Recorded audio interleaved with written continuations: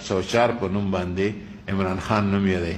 زه ورته خپله دعا کوم د ما خپله دا ایمانداري ده چې هغه سړی که څوک ما ته هر څنګه په مخ کې راولي خو د موجوده خلکو کې زه د حضرت عمر رضی الله عنه خبرې نه کوم، د حضرت علی کرم الله وجهه خبرې نه کوم، د صلاح الدین ایوبي او د محمود غزنوي خبرې نه کوم، خو موجوده وخت کې دغه امت لپاره که څوک دی او چا په زړه کې څه شته هغه عمران خان دی.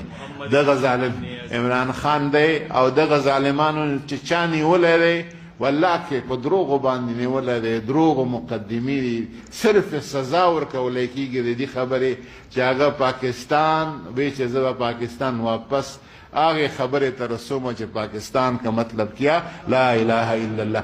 دعا ورته په شوق د بخاري په دې ختم کې وکړئ چې خدای پاک په خیر راخلاص کړي، دا غالب وګرځوي او دا ټول ورته خدای پاک مغلوب وګرځوي او الله تبارک وتعالی د قوم د رهبرۍ او رهنمایۍ دپاره په خیر دې قوم ته راورسوي. ساری جنگ راولي دعا وکړئ الہ العالمین ته زموږ نه راضي شې، موږ معاف کړه، موږ معاف کړه، زموږ پریشانۍ الله په خوشحالو بدلې. الله چې چاته څه ټینشنونه دي، چاته څه پریشانۍ دي، خدای ته زموږ رب تا ته مرستې وکړي. رمضان مقدسه میاشت ده، الله د جمعې مبارکه ورځ ده خدای، او جمعه کې یو وخت چې الله دعا قبلې، الله زموږ پریشانۍ په خوشحالو بدلې کړي، زموږ د بچو پریشانۍ په خوشحالو بدلې کړي. الله مریضانو له روغ صحتونه ورکړي، الله مریضانو له روغ صحتونه ورکړي، بچي جوړ کړي، کور اهل او عیال له شفا ورکړي. الہ العالمین د رمضان د روزې قبول کړي، خدای د شپې د عبادت توفیق راکړي، الله ته د شپې د عبادت توفیق راکړي. خدای موږ لیلة القدر شپې عبادت نصیب کړي، الله ته نصیب کړي زموږ، الله ته زموږ نصیب کړي. الله که زموږ نه څه بیا د بې شوي په دې رمضان میاشت کې راته معاف کړي، الله راته معاف کړي. الله ټول امت مسلمه چې دې پسې ګناه نیولې ده معاف یې کړي. الله ستا بندګان دي خدای، ستا بندګان دي ته معاف کړي، ستا بندگان دي ته په خپلو بندگانو مهربانه الله ته معاف کړي.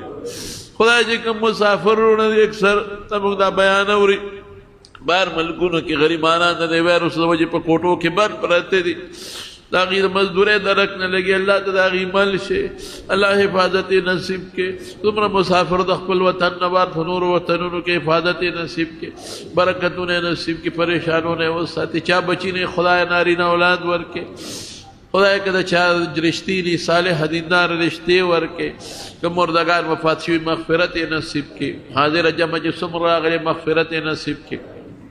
ډېرو دوستانو موږ ته دعاګانې ویلي دي، چا په ټیلیفون کې داسې الله چې چا څه دعا غوښتې ده تا ته معلومه ده او تا ته خلک معلوم دي، دعاګانې قبولې کړي.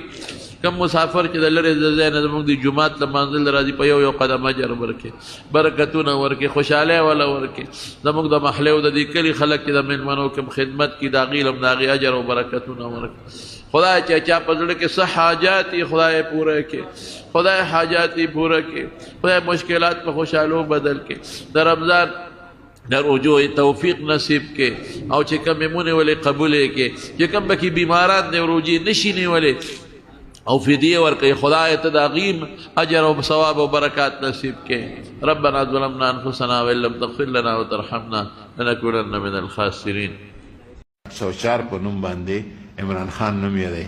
زه ورته خپله دعا کوم د ما خپله دا ایمانداري ده چې هغه سړی که څوک ما ته هر څنګه په مخ کې راولي خو د موجوده خلکو کې زه د حضرت عمر رضی الله عنه خبرې نه کوم، د حضرت علی کرم الله وجهه خبرې نه کوم، د صلاح الدین ایوبي او د محمود غزنوي خبرې نه کوم، خو موجوده وخت کې دغه امت لپاره که څوک دی او چا په زړه کې څه شته هغه عمران خان دی.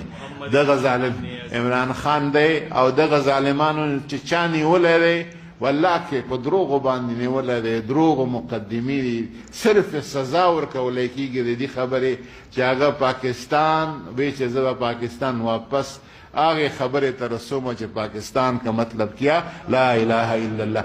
دعا ورته په شوق د بخاري په دې ختم کې وکړئ چې خدای پاک په خیر را خلاص کړي، دا غالب وګرځوي او دا ټول ورته خدای پاک مغلوب وګرځوي او الله تبارک وتعالی دې دغه قوم د رهبرۍ او رهنمایۍ دپاره په خیر دې قوم ته راورسوي. ساری جنگ راولي